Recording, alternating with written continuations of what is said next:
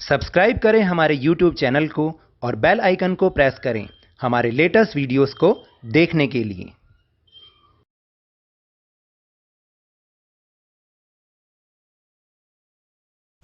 Hello and welcome to Lavneesh sir की class.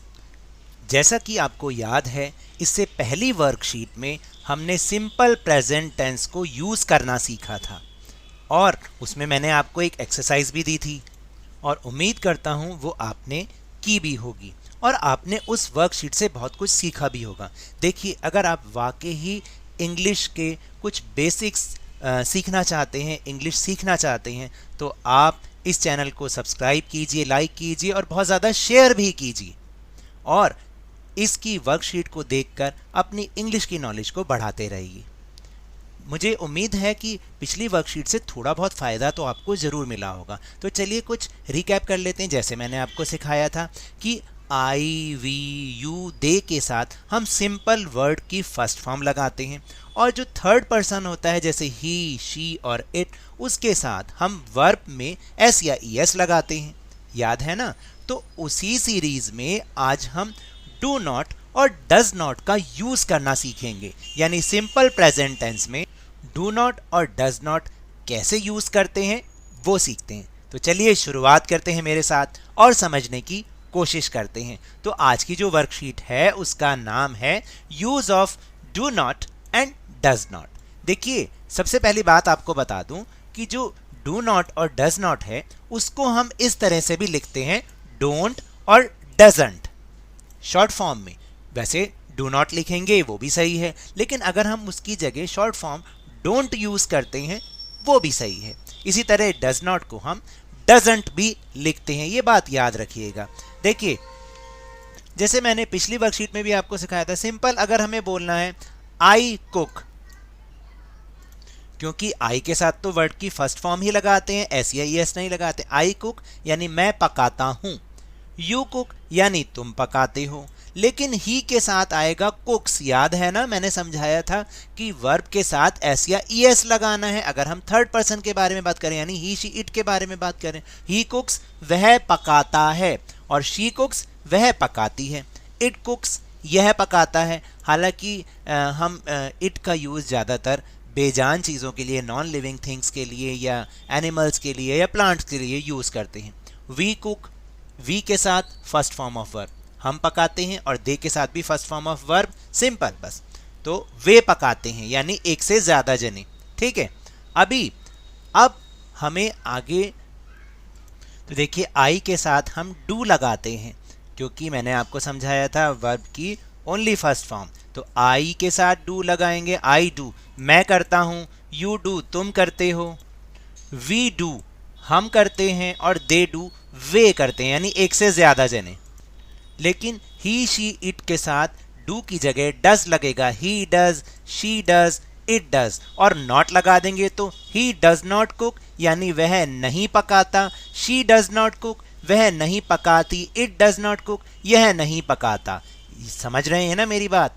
I, you, we और दे के साथ डू और ही, शी, इट के साथ डज लगाएंगे और या फिर डज नॉट लगाएंगे। तो हम डज नॉट की जगह डजंट भी यूज कर सकते हैं। तो इस तरीके से हम डू और डज और डू नॉट और डज नॉट का यूज हम करते हैं। ठीक है, अभी तो ये हो गया। अभी लेकिन कई बार हमें इसको क्वेश्चन की फॉर्म में भी पूछना पड़ता है, किसी से हमें कोई बात पूछनी पड़ती है और सिंपल प्रेजेंट टेंस में क्वेश्चन की फॉर्म कैसे बनेगी? तो कैसे बनेंगे? डू आई, आपने सिर्फ क्या करना है, डू को बाहर निकाल देना है, डू आई, तो इसका आंसर होगा यस आई डू। फिर या नो आई डू भी हो सकता है कि यस आई डू यानी मैं करता हूं, नो आई डू मैं नहीं करता। फिर डू यू, क्या तुम करते हो, डू यू, तो इसका आंसर क्या बनेगा? Yes I do. या फिर नो में आंसर होगा, दो ही हो सकते हैं, या तो यस में आंसर होगा या नो में आंसर होगा। तो यस यू डू यानी यह तो हाँ तुम करते हो, और नो यू डू यानी तुम नहीं करते। फिर अगर हमें वी के लिए यूज करना है तो डू वी, क्या हम करते हैं, तो आंसर बन जाएगा यस वी डू यानी हाँ हम करते हैं, या नो वी डू यानी हम नहीं करते।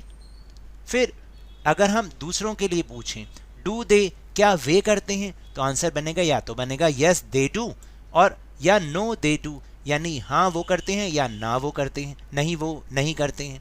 तो इस तरीके से जब हमें क्वेश्चन की फॉर्म में सिंपल प्रेजेंट टेंस को यूज करना है तो हम डू या डज को बाहर निकालते हैं। अब देखिए जैसे इसमें देखेंगे ही के साथ कैसे यूज करेंगे, तो डज ही, क्या वह, डज ही कुक, ऊपर हमने आंसर दिया था ही कुक्स, अब हमें क्वेश्चन फॉर्म में पूछना है, या हमने बोला था ही डज नॉट कुक, वह नहीं पकाता है, तो हम अब क्वेश्चन की फॉर्म में कैसे पूछेंगे, डज ही कुक, क्या वह पकाता है, तो दो ही आंसर बनेंगे, यस ही डज, यानी हाँ वो पकाता, हाँ वो करता है, और या फिर नो ही डज नॉट। इस तरीके से हमें डू नॉट और डज नॉट का यूज करना है। Does she cook, yes she does, यानी हाँ वो करती है, या फिर नो शी डज नॉट, यहां पर इस तरीके से लगाना है कि हाँ नहीं वो नहीं करती है। तो इस तरीके से आप डू नॉट और डज नॉट का यूज कर सकते हैं, यानी अगर हमें नेगेटिव सेंटेंस बनाना है तो भी हम कर सकते हैं, और अगर हमें क्वेश्चन की फॉर्म में पूछना है तो हमें सिंपल क्या करना है, डू या डज को बाहर निकाल देना है और बाकी सेंटेंस को वैसे ही रखना है। तो ये होती है क्वेश्चन फॉर्म। आपको समझ में आ रहा है ना? अब हम एक simple exercise simple present tense को सीखने के लिए करते हैं। तो देखिए जॉन, मैंने आपको बताया था ही शी इट और किसी के नाम के साथ अगर यूज करना है सिंपल प्रेजेंट टेंस तो हम वर्ब में एस या ईएस लगाएंगे। तो और आपको करना क्या है, filling the blanks to complete the sentences, use the words in the box below. आपको इस बॉक्स में से जो वर्ड्स को यूज करना है और नीचे जो फिलिंग द ब्लैंक्स हैं उन्हें पूरा करना है। तो जॉन थर्ड पर्सन हो गया, तो जब भी किसी का नाम हो या थर्ड पर्सन हो तो हम वर्ब के साथ एस या ईएस लगाएंगे। तो यहाँ पे थोड़ा सा गलत है, हम इसको ईट्स कर देते हैं। तो यहाँ पर आएगा John Yeats breakfast at 6 o'clock in the morning, यानी जॉन अपना ब्रेकफास्ट सुबह 6 बजे खाता है। फिर आई अगर आ गया तो क्या करना है, वर्ब की ओनली फर्स्ट फॉर्म। तो आई ऑफन क्या आ जाएगा, बुक्स के साथ क्या आएगा, रीड ही तो आएगा, भाई बुक्स को हम रीड ही तो करते हैं। I often read books in my free time, यानी मैं अपने फ्री टाइम में बुक्स को रीड करता हूं। फिर अब हमें क्वेश्चन बनाना है, तो क्या देखिए आंसर इसने पहले लिखा यस आई डू, तो इसका मतलब हमें क्या बाहर निकालना है, डू बाहर निकालना है क्वेश्चन बनाने के लिए। तो do you like to study English, क्या आप इंग्लिश पढ़ना आप पसंद करते हैं, तो आंसर होगा यस आई डू, हाँ मैं करता हूं। तो डू को बाहर निकालना है, ठीक है, क्योंकि यू है तो यू के साथ तो डू ही लगेगा ना, मैंने समझाया था आई वी यू दे के साथ डू ही लगेगा। फिर माई फादर ऑलवेज, अब फादर थर्ड पर्सन आ गई, क्या आएगा, एस आएगा वर्ब में, sings, my father sings always sings songs in the shower, यानी मेरे पिता हमेशा नहाते समय गाना गाते हैं। फिर अब देखिए अगला वाला जो है फिर एक क्वेश्चन फॉर्म में है, तो यहाँ पर पहले हमने डज बाहर निकाला है, does Julie work on Saturdays, क्या जूली सैटरडेज को काम करती है, तो आंसर में क्या आ जाएगा, हमने बोला इसमें से चूज करना है तो आप इसको कर देंगे नो शी डज नॉट, क्यों नहीं वह नहीं करती, ये इसका आंसर बन गया। फिर वुड यू लाइक टू, अब यू आ गया, यू के साथ वर्ड की ओनली फर्स्ट फॉर्म, तो would you like to travel to Hawaii on our next holiday, यानी क्या आप अगली छुट्टियों में हवाई जाना पसंद करेंगे। समझ में आ रहा है ना? फिर आई आ गया, आई के साथ याद रखना वर्ड की only first form, no S या ई एस, तो I live close to my company so I can walk to work, मैं अपनी कंपनी के पास रहता हूँ इसलिए मैं काम के लिए पैदल जा सकता हूँ। Mister Smith always, mister Smith third person है तो वर्ब में एस या ई एस, तो आ जाएगा ड्रिंक्स, क्योंकि टी तो ड्रिंक ही करेंगे ना, टी के साथ ड्रिंक्स आएगा, तो mister Smith always drinks T in the afternoon, यानी मिस्टर स्मिथ हमेशा आफ्टरनून में टी पीते हैं।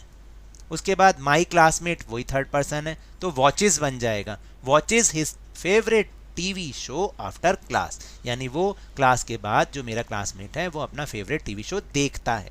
फिर आई एम सॉरी, आई के साथ क्या लगाना है बताओ, don't, yes I don't have time to talk you now, I am sorry मुझे माफ़ी दीजिए और मेरे को अभी आपके साथ बात करने का टाइम नहीं है। फिर देखिए आंसर में अब क्या आ गया, डज, तो हमें डज ही बाहर निकालना है। Does your cousin have a job, क्या आपका कजिन जो है जॉब करता है, तो आंसर बन गया यस शी डज, यानी वो काम करती है। फिर आई डोंट हैव, हालांकि इसके लिए नहीं है, आई डोंट आगे, आई के साथ डोंट ही लगेगा। I don't have a pen, मेरे पास पेन नहीं। Could you please borrow your pen, क्या मैं तुम्हारा पेन ले सकता हूँ?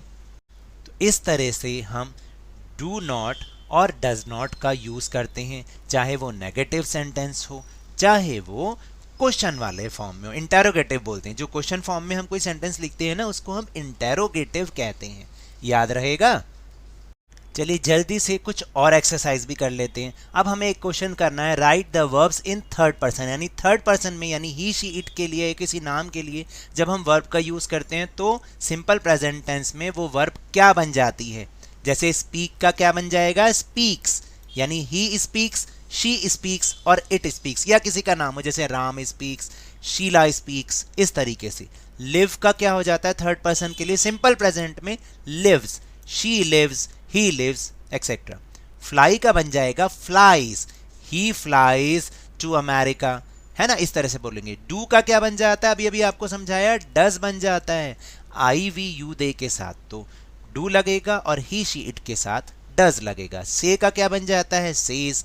गो का क्या बन जाता है? गोज हो जाता है, he goes to the school या I go to the school, दोनों में डिफरेंस है। आई के साथ go, I go to the school या you go to the school, और he goes to the school या he goes, she goes to the school. Arrive का हो जाएगा अराइव्स। हैव का क्या हो जाता है? हैज, ही हैज या शी हैज, इस तरह से। टीच का क्या हो जाता है? टीचेस। कैरी का कैरीज, और ड्रिंक का ड्रिंक्स, और प्ले का प्लेस, यानी ही प्लेस, शी प्लेस, और या रमेश प्लेस या रवि प्लेज, है ना। लेकिन आई के साथ क्या आएगा? प्ले ही आएगा। एक और एक्सरसाइज जल्दी से देखते हैं। Choose the correct answer, affirmative sentence यानी सिंपल सेंटेंस। वी के साथ क्या आएगा? प्ले आएगा या प्लेज आएगा? जल्दी बताइए। वी के साथ प्ले, सिंपल वर्ड की first form. We play video games after school, यानी हम स्कूल के बाद वीडियो गेम खेलते हैं। माई सिस्टर थर्ड पर्सन हो गया, तो क्या हो जाएगा? राइड आएगा या राइड्स आएगा? राइड्स आएगा, क्योंकि थर्ड पर्सन है माई सिस्टर। ठीक है, my sister rides a bicycle, यानी मेरी सिस्टर साइकिल चलाती है। फिर आई आ गया, आई के साथ क्या आएगा? ओनली वर्ब की first form. I like to read books, यानी मैं बुक्स पढ़ना पसंद करता हूँ। फिर my parents, my parents third person हो गई ना, हम अपनी बात नहीं कर रहे। ठीक है, तो third person, my parents स्लीप्स in a big bed, यानी मेरे पेरेंट्स एक बहुत बड़े बेड में सोते हैं।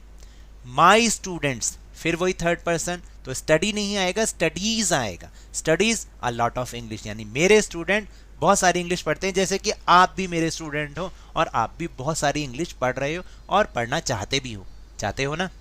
माई डैड, फिर वही थर्ड पर्सन, तो वर्क नहीं आएगा, वर्क्स आएगा, works every day. My brother third person, my brother कुक्स dinner on Fridays, यानी वो शुक्रवार को मेरा ब्रदर डिनर पकाता है। फिर द टीचर, फिर वही थर्ड पर्सन, तो स्पीक नहीं आएगा, स्पीक्स आएगा। द टीचर स्पीक्स इंग्लिश, यानी अध्यापक इंग्लिश बोलते हैं। एलिजाबेथ थर्ड पर्सन किसी का नाम है, तो सिंग आएगा या सिंग्स आएगा? सिंग्स आएगा। Elizabeth sings in the shower, वो नहाते समय गाती है। और माई ग्रैंड मदर, फिर वही थर्ड पर्सन, तो डांस आएगा या डांसेस आएगा? डांसेस आएगा। My grand mother dances salsa. अगर इसकी जगह मैं अपने बारे में कुछ बोलता कि आई डांस सालसा, तो मैं डांस बोलूंगा, डांसेस नहीं बोलूंगा, याद रखिएगा। So now that's all for this worksheet. अगर मेरे इस तरह समझाने से आपको थोड़ा सा भी समझ में आया हो तो इस चैनल को अब ज़्यादा से ज़्यादा सब्सक्राइब कीजिए, लाइक कीजिए और बहुत ज़्यादा शेयर भी कीजिए। और वाकई अगर आप इंग्लिश पढ़ना चाहते हैं तो इस चैनल पे जो भी प्रोग्राम आ रहा है, क्योंकि मैं इस पर अब आगे भी काम करता रहूँगा और कुछ ना कुछ आपकी नॉलेज के लिए इसमें पोस्ट अपलोड करता ही रहूँगा, तो आप इस चैनल को ज़रूर देखिए और इसको ज़्यादा से ज़्यादा अपने फ्रेंड्स में शेयर भी कीजिए, ताकि ना केवल आप इन वीडियो से फ़ायदा उठा सकें, आपके फ्रेंड्स भी इससे नॉलेज गेन कर सकें। सो आज के लिए इतना ही, फिर मिलते हैं अगली वर्कशीट में। Thank you very much.